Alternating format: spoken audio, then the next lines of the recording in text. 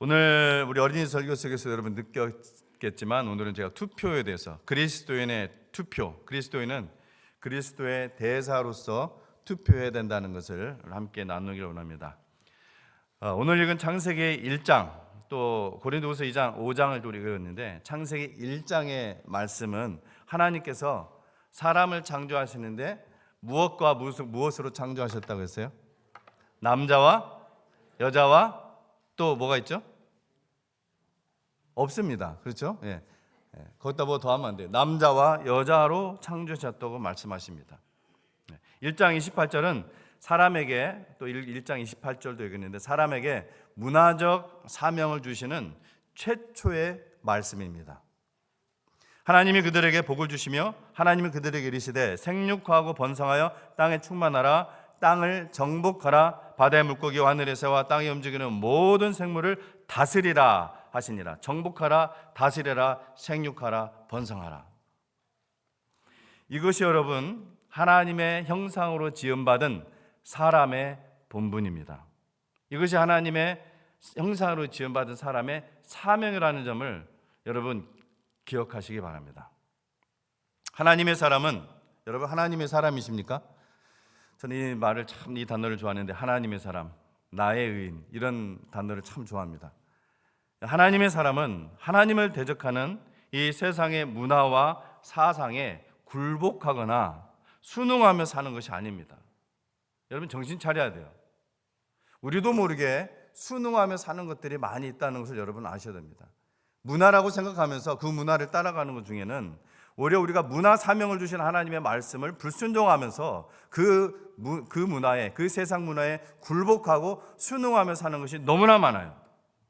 영적으로 깨어있지 않으면은 하나님이 우상으로 여기는 많은 것들을 그렇게 하고 있습니다. 문화라는 이름으로 세상의 반그리스도적, 적그리스도적 사상을 그리스도의 말씀으로 싸우고 그 영혼들을 구하며 살아가는 것이 바로 이 세상을 정복하라는 하나님의 명령이에요. 복음으로 정복하라는 것입니다. 칼과 무기로 그 땅을 빼앗으라는 얘기가 결코 아니에요. 하나님께서는 우리에게 다양한 직업을 주셨습니다.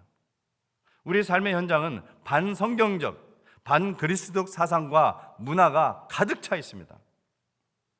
거기서 주님의 복음으로 살아가고 증거하며 살아가는 것이 이 땅을 정복하라는 문화 명령이에요. 그것이 바로 예수님이 가신 그 십자가의 길이고 이 세상을 복음으로 정복하는 겁니다. 그렇게 해서 여러분 건져진 사람들이 바로 저와 여러분들입니다. 여러분 그것을 믿습니까? 정말 그래요? 아멘이시기 바랍니다.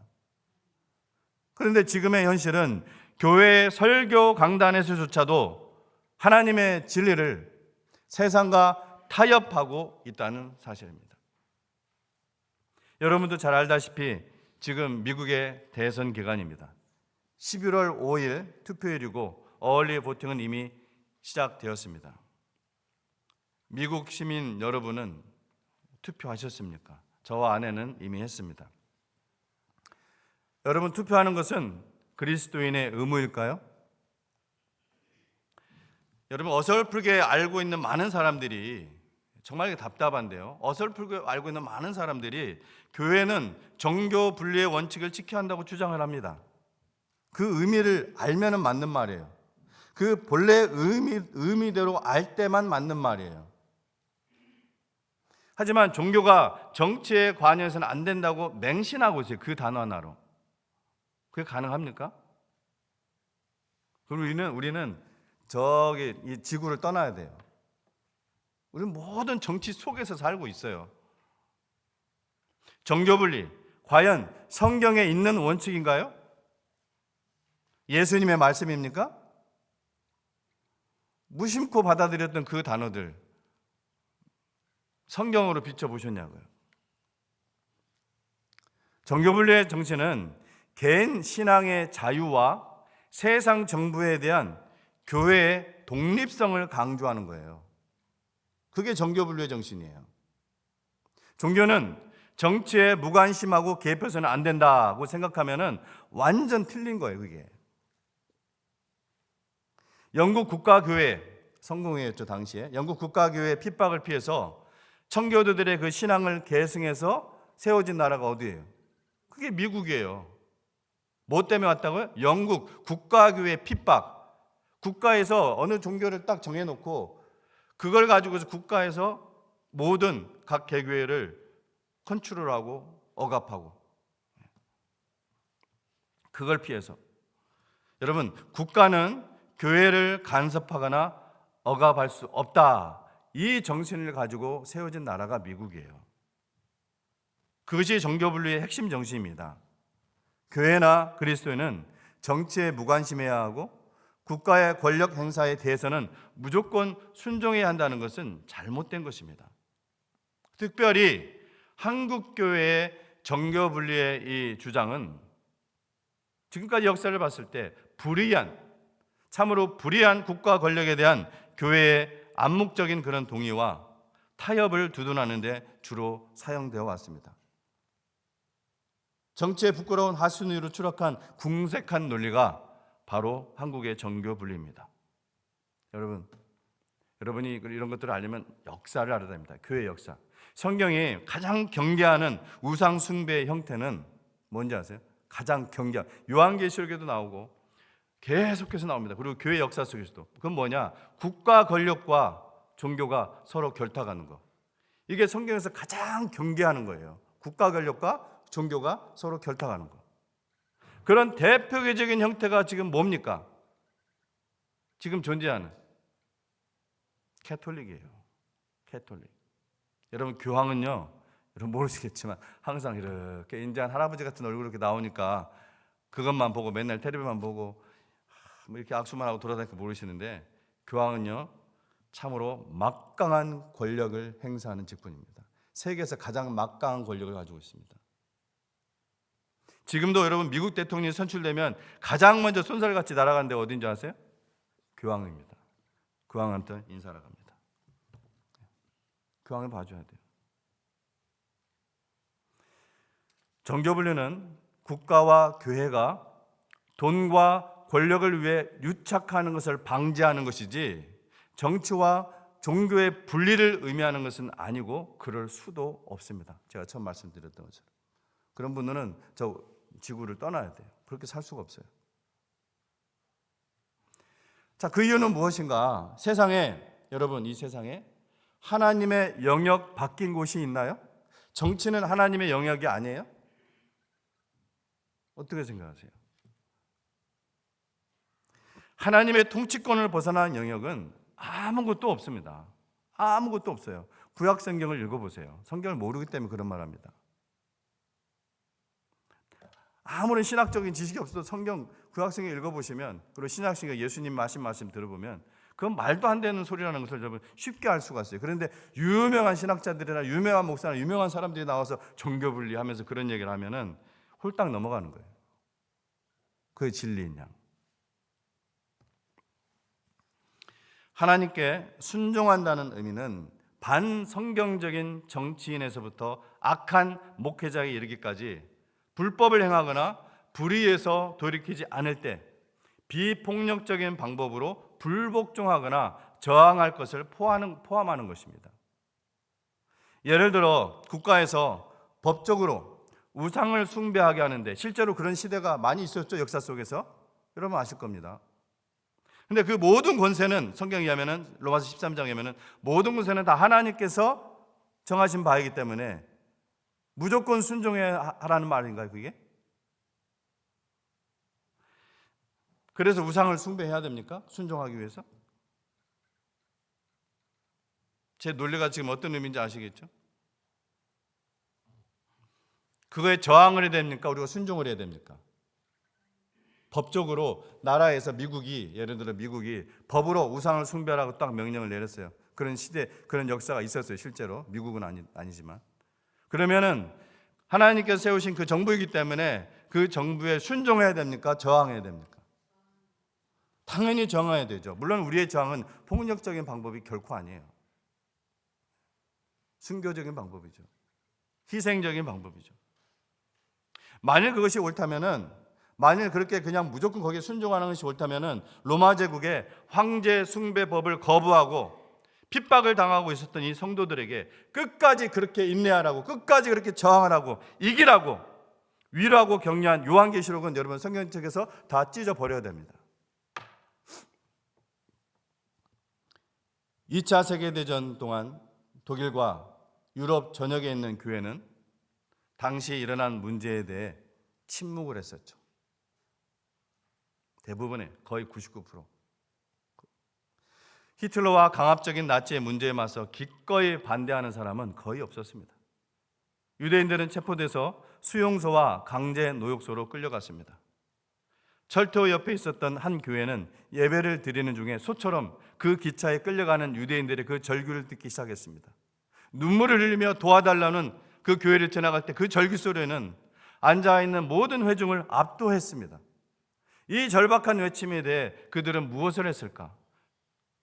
그들은 오르간을 더 크게 연주하고 더 세게 노래 부르기로 결정했습니다. 그들의 절규하는 소리가 그 연주와 그 노랫소리에 묻히게 되고 침묵하며 있기 위해서.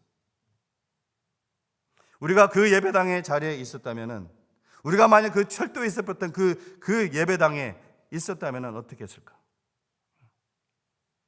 우리는 침묵해서는 안 됩니다.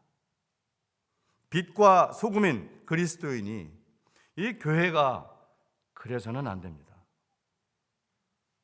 우리가 유권자로서 내릴 결정에 대해 성경적으로 생각할 때 그것은 우리가 투표하는 방식에도 그대로 나타나야 됩니다.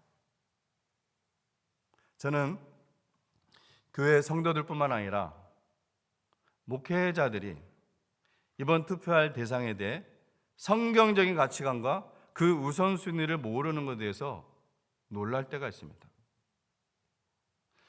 투표할 때도 여러분 선악과를 먹으면 안 돼요. 선악과는 뭡니까? 먹으면 죄악이에요. 하나님께 불순종하는 것입니다. 하나님의 명령을 어기는 것입니다.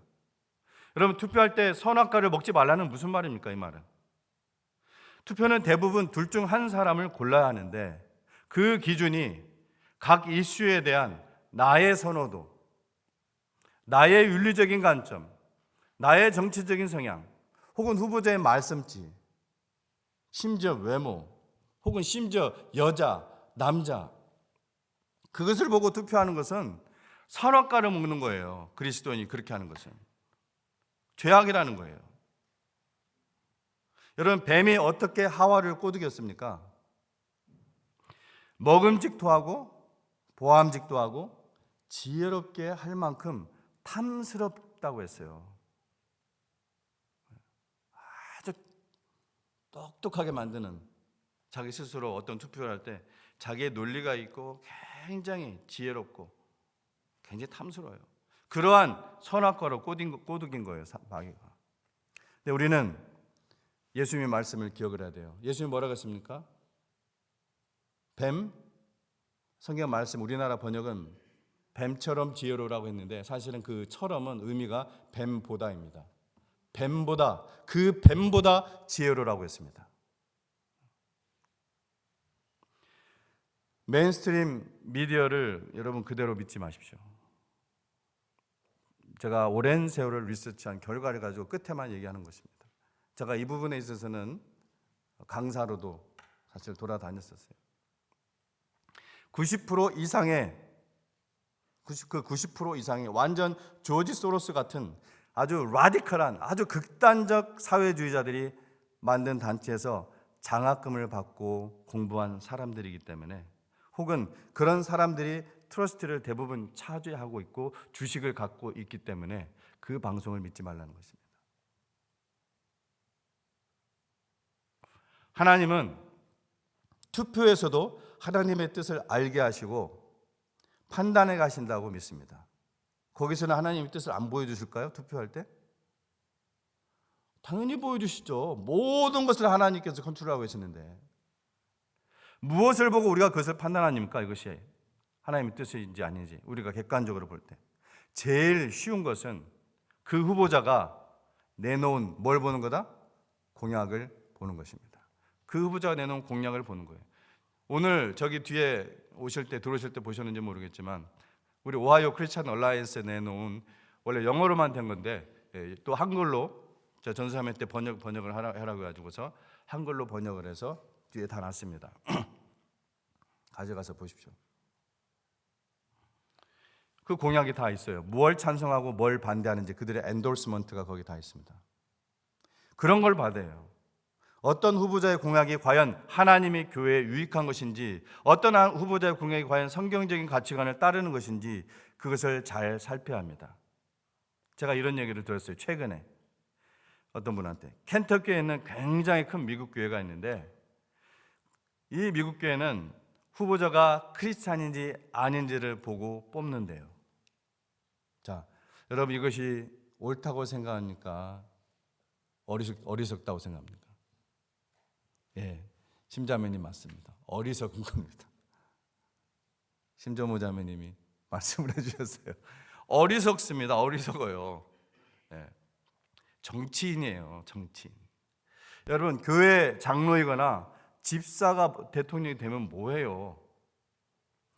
그 내놓은 공약이, 그 사람이 했던 그 일들이, 그 사람의 정치가 모두 아주 혼합주의이고 반기독교적이고 반성경적이고 타협하는 것이라면 절대로 뽑으면 안 돼요.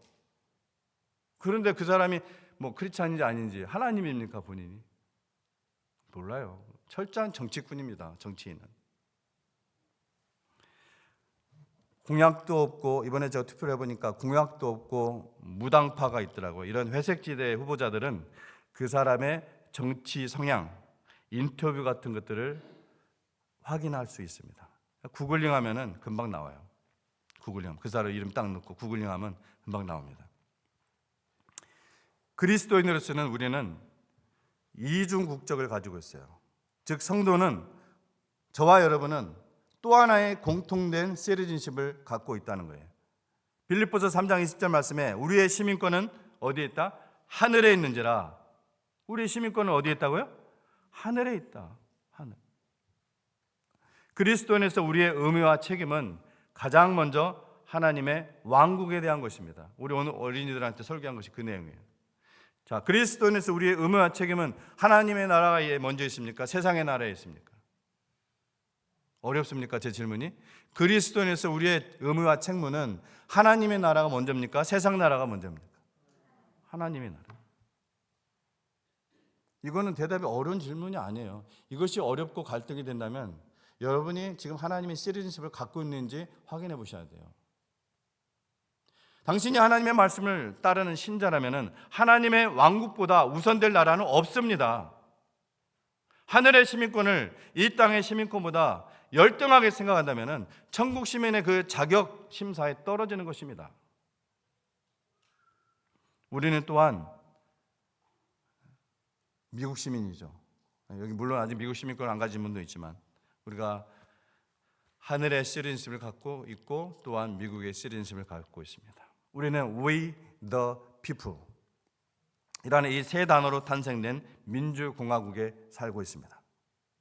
하나님은 미국인으로서 우리에게 대통령과 지도자들을 선택할 기회를 주셨습니다. 하나님은 정부를 세우시고 또 그 권위를 주십니다. 자, 하나님께 정부의 권위를 주는 게 누구라고요? We the people이에요? 하나님이에요? 하나님입니다. 우리가 생각하기에 민주주의에서 물론 뽑는 방법을 선택하지만 그 모든 것들을 섭리하시는 분은 누구예요? 하나님입니다. 권위를 주시는 분은 하나님이에요. 로마서 13장 1절 말씀에 각 사람은 위에 있는 권세들에게 복종하라. 권세는 하나님으로부터 나지 않음이 없나니 모든 권세는 다 하나님께서 정하신 바라. 예, 네로 황제도 누가 그 권위를 주신 거예요? 그러면은 하나님이 주신 거예요. 어떤 과정 속에서 네로가 황제가 됐든 안 됐든 그것은 하나님이 섭리 속에서 일어난 일입니다. 세상 정부를 포함한 모든 권세가 다 하나님께 이렇게 속한 것이기 때문에 국가는 하나님의 통치권보다 높은 자리에 앉아서 주님의 몸인 교회를 통치할 수 있다 없다? 없습니다. 통제할 수 없어요. 교회는. 그게 바로 정교분류예요. 그게. 그래서 정교분류한 말이 나온 거예요. 교회는 하나님의 통치 원리 안에서 세상 정부에 복종하는 것입니다. 다시 말씀드릴게요. 교회는 하나님의 통치 원리 안에서 세상 정부에 복종하는 거예요. 가이사의 것은 가이사에게, 하나님의 것은 하나님에게. 여기서 뭐가 강조가 되어 있어요? 하나님의 것이 강조가 되어 있습니다. 이 헬라어를 보면 이것이 소위 정교분리의 정신이에요. 그 통치 원리와 어긋나는 일을 할 때 우리는 핍박당하더라도 저항하고 폭력 시위가 아닌 기도와 말씀으로, 희생으로 싸우는 것입니다. 신앙과 정치를 분리하는 것은 불가능합니다. 당신이 투표하는 방식과 신앙을 분리할 수가 없습니다. 세상 어느 지도자도 여러분 도덕적으로 완벽할 수가 없습니다. 저를 포함해서. 정치인은 오죽 하겠습니까? 여러분이 도덕적으로 흠결이 없는 지도자를 원한다면 그분은 딱 한 분밖에 없습니다. 누구예요? 예수님밖에 없습니다. 하지만 예수님께서는 이 세상 정부의 대통령 후보로 나오시지 않습니다. 결코 나오시지 않습니다. 그렇다면 우리는 예수님께서 투표하실 방법대로 투표해야 하는 것입니다. 저는 오늘 여러분이 성경적 가치관으로 판단할 수 있도록 가장 이번에 이 이슈에서 가장 시금석과 같은 이슈 한 가지만 다루기 원합니다. 여러분이 너무나 잘 아는 겁니다. 동성애입니다. LGBTQ. 성경은 이에 대해서 무엇이라고 말합니까? 성경은 동성애는 죄이며 천국에 들어갈 수 없다고 분명히 경고합니다. 아멘? 여러분 정말 그 마음속에 아멘이시길 바랍니다. 제가 이번에 차별금지법에 관해서 몇몇 유명한 분들이 내놓은 코멘트를 보고서 내가 샤킹을 했습니다. 아주 유명한 교회, 큰 교회 강사로 돌아다니는 한 신학교 교수가 차별금지법을 반대하는 것은 미친 짓이다. 그래서 내가 뭘 잘못 봤네 해가지고 그분이 말한 내용을 다 봤어요. 제가. 그런 의미예요. 똑같은 의미예요. 그렇게 왔습니다. 지금 교회가. 레위기 18장 22절에 너는 여자와 동침함 같이 남자와 동침하지 말라. 이는 가증한 일이니라. 고린도전서 6장 9절 10절 남색하는 자, 이거는 영어로도 그리고 그 원어로도 호모섹슈얼을 얘기합니다. 남색하는 자들은 하나님의 나라를 유업으로 받지 못하리라. 분명히 나옵니다. 저는 이분들을 혐오하는 것이 절대로 아닙니다. 이것이 죄라는 것입니다. 이분들을 사랑해야 돼요. 우리가 감싸야 돼요. 복음을 전해야 돼요. 그것이 죄라는 걸 분명히 알고 복음 앞으로 나오게 해야 돼요. 우리는 결코 우리 입속에서 그들을 혐오하는 발언을 해서는 안 됩니다. 하나님께서 사람을 창조하시되 남자와 여자로 창조하셨지, 하나님께서 주신 생물학적 어떤 그 성 정체감이 아니라 자기가 느끼는 성 정체감에 따라 살아가는 그런 종류의 사람을 창조하지 않으셨어요. 남자와 여자가 부부가 되어 하나가 되도록 하셨다고 성경 첫 장에 선언을 하셨습니다. 여러분, 신구약에 죄악이 가득 차서 하나님께서 심판하실 때에 공통적으로 언급되는 것이 뭐예요? 동성애입니다. 하나님 참고 찾다가 하나님께서 극대노하시면서 마지막 심판을, 정말 오래 참으신 하나님이 수백 년 동안 참으시다가 심판하실 때 공통적으로 나타나는 죄악이 동성애가 온 사회에 만연되어 있을 때예요. 동성애는 하나님께서 하나님의 영상으로 지으시고 보시기에 좋았더라고 하시며 이 사랑하신 그 사람을 마귀가 직접적으로 파괴하는 죄악이기 때문에 하나님이 그렇게도 싫어하십니다. 성경과 역사를 보면은 어떤 사회가 죄악이 가장 가득할 때 항상 또한 공통적으로 시금석처럼 나타나는 현상이 동성애예요. 로마도 그랬어요. 이는 하나님의 정하신 창조의 질서를 정면으로 반복하고 대적하는 사상입니다.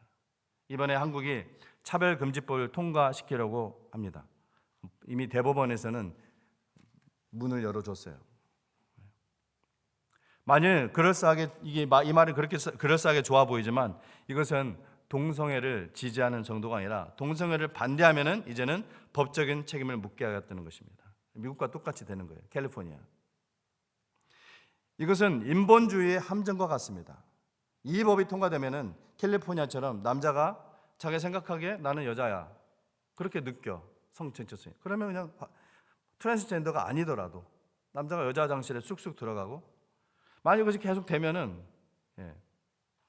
그 논리에 따르면 한국은 공동 목욕탕이 많으니까 목욕탕도 쑥 들어가겠죠. 남자가 여자 목욕탕 쑥쑥 들어가고 남자가 여자 스포츠에 들어가서 경쟁하는 거 이게 말이 됩니까?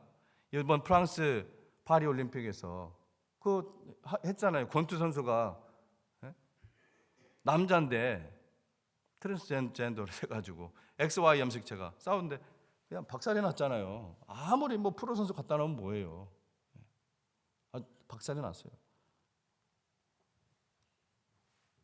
그래서 오늘 10월 27일 오늘이 저희는 10월 27일인데 한국은 어제가 이미 지났죠. 오후 2시에 전국의 교회가 서울에 모여 차별금지법 반대 연합예배와 기도회를 갖는다고 합니다. 한국 시간으로는 이미 지나갔죠. 예상 목표 인원이 100만 명이라고 했는데 얼마나 모였는지 모르겠습니다. 얼마가 모였든 정말 큰 암송으로 하나님의 말씀을 선포하고 성령으로 하나 되어서 회개의 기도를 드리는 시간이 되었기를 바랍니다. 이것이 어떤 한 이벤트에 그치는 것이 아니라 하나님의 위엄과 하나님의 영광을 만천하에 드러내는 그러한 집회가 되었기를 간절히 바랍니다.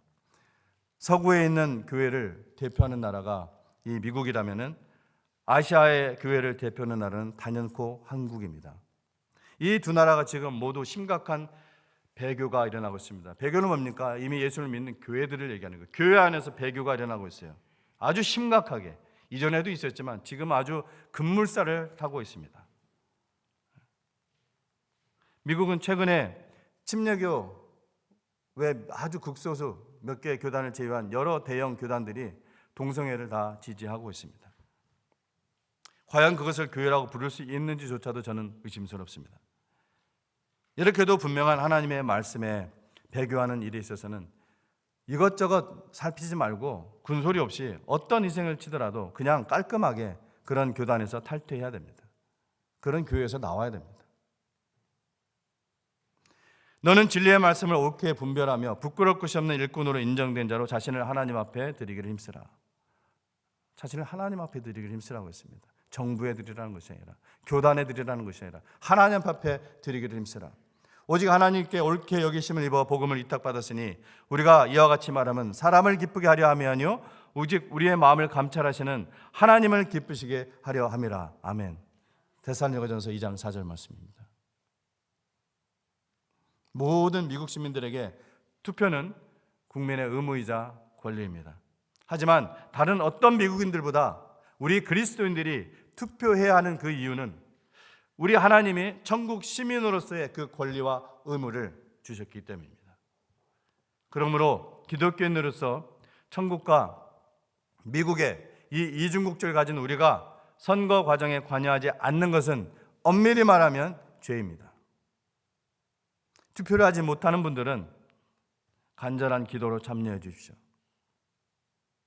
고린도후서 5장 20절에서 사도 바울은 자신을 그리스도의 엠베세더로 표현을 하고 있습니다. 그리스도의 엠베세더, 대사.